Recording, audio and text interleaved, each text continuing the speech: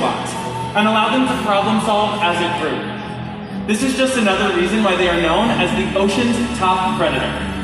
Their scientific name is Orcinus orca. Their common name is killer whale, and each of these 5 whales has their own personal names. Takara, Sakari, Kamea, and joining us right here, Kayukit and Tuar. Kamea is the youngest member of our pod, at just 6 years old, and her mother, Takara, is the oldest, at 29 years old. Takara is also the matriarch of our pod, which means she's the leader. These whales trust us, and they take an active role in their own health and well-being. Through the use of positive reinforcement training techniques, we can teach them husbandry, or healthcare behaviors. And here to demonstrate just a few of these crucial behaviors, we have Mary and Kristen. Now over here on this side of the stadium, Mary is with Tuar, and she is demonstrating one of the very first husbandry behaviors that we teach the whales. This behavior is known as a fluke present, or a tail present. Not only does this position allow us to see the entire whale's body, but it also gives us easy access to the shallow veins on the white undersides of their tail flukes.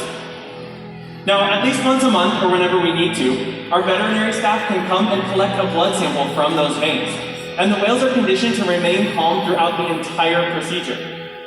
Now, you may have noticed that Mary was giving Tuar a tail massage, and now she's massaging his pectoral clippers. Killer whales have very sensitive skin, and this is just one of the ways that we can develop strong relationships with each one of them.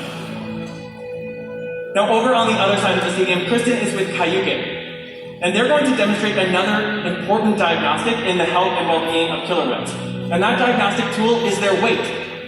Now, in one of our back pools, we have a killer whale-sized scale, and we can ask them to slide their entire body out onto that scale, like Kayukit is demonstrating now. Now, you might notice that a portion of Kayukit's body, from his dorsal fin all the way down to his tail flukes, is still in the water. This part of his body is called the peduncle, and it contains several large muscles that can weigh hundreds of pounds. Now, in order to get an accurate weight on Kayukit, all Kristen has to do is ask him to lift his tail up and out of the water. We do this every single week, and that's how we found out that as of Tuesday morning, Kayukit weighs 9,570 pounds. Getting an accurate weight on our killer whales helps us to ensure that the older whales are maintaining a healthy weight, and that the younger whales are growing appropriately. Our husbandry behaviors help us to make sure that the whales are healthy and thriving.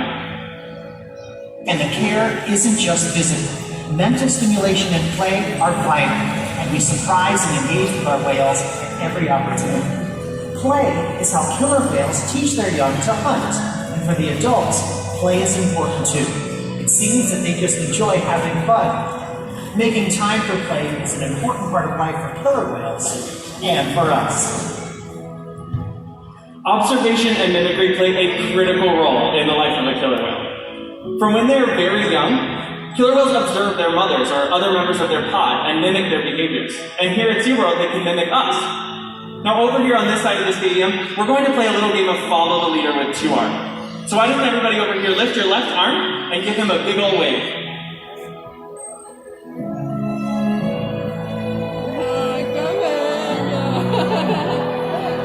Great job, everybody. As you can see, Tuar is paying close attention to you. Killer whales have excellent eyesight, both above and below the water, and we often see them spy hopping, or even jumping completely out of the water to get a better look around. With your help, we're going to demonstrate this with a behavior known as a sighting battle. So once again, we're going to use our left hand, but we're going to point at Tuar this time, and now you're going to throw it across your body like you're doing the disco. Ready? Go! All right, now Tuar is going to take off to the bottom of our 40-foot pool. And in just a moment, he's going to launch himself up and out of the water, right in the center.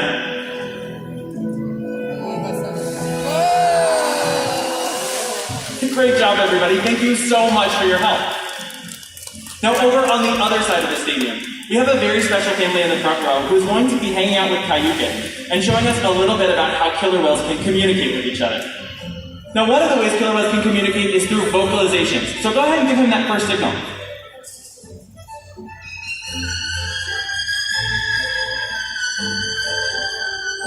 Great job, you guys. Did you hear that? Now, another way that killer whales can communicate is by launching themselves out of the water and smacking various body parts on the surface of the water. We're going to demonstrate that with a behavior known as a breach. So go ahead and give them that second signal now. Very nice. Now, did you all know that sound actually travels 4 to 5 times faster through the water than it does through the air? When Cayucit launches himself into the air and hits the surface of the water, he's going to make a sound that can be heard 4 miles.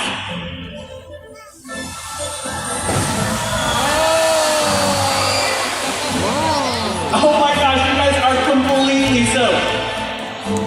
Thank you all so much for helping us demonstrate that killer whales can communicate by jumping out of the water and making a huge splash. SeaWorld's research and observation of the killer whales in our care has shed light on many mysteries surrounding these amazing animals. For instance, we know that the gestation period for a pregnant killer whale is 17 months. That's information that's impossible to obtain in the wild. Some information, however, can only be gained through field research. SeaWorld works with our partners, like the Norwegian Orca Survey, to further our knowledge. Killer whales are remarkable, powerful animals, and perhaps the best expression of that power is when they hunt. Killer whales stand apart. They have no natural predators, and just about any other ocean animal could be their dinner.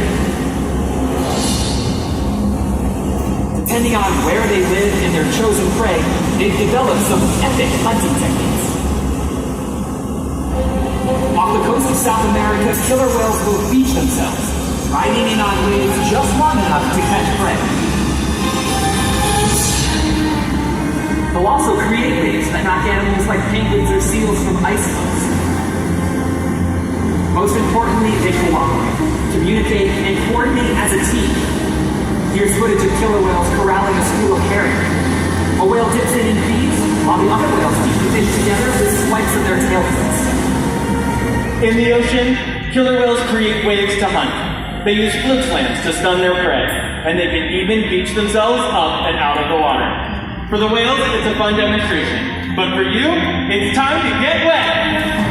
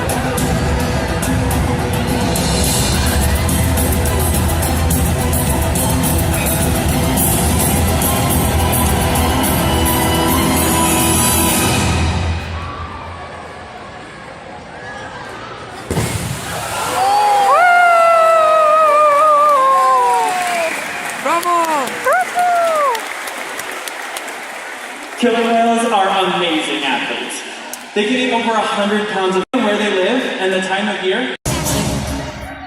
All around the world, it's a brand new day. Open up your eyes, discover all the way. Every different feature, beautiful, unique, is counted in the treasure of our diversity. From the highest high to the deepest deep, so much mystery. We are all inspired.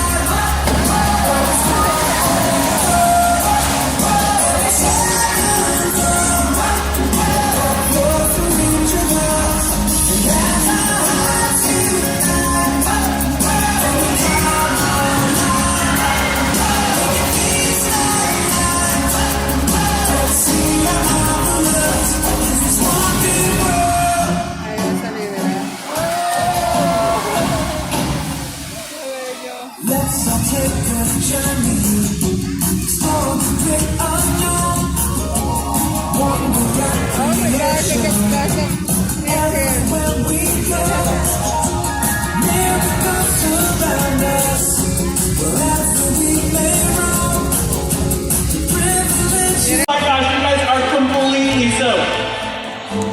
Thank you all so much for helping us demonstrate that killer whales can communicate by jumping out of the water and making a huge splash.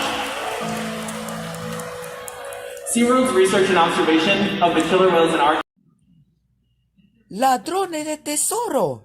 ¡Ah! Oye, papá, estoy seguro.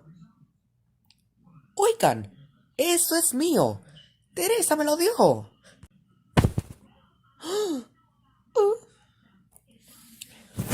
¿Qué? No lo sé. ¿Qué? Tú me lo diste. Sí, lo hice. Quería darle a Carl su colección y ahora que empecé soy la buena amiga. Lo siento. Que empecé soy el problema tan grande.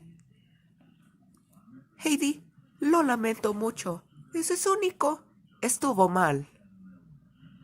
¿Y mi fósil? Heidi y el Pedro me lo robaron. Ah.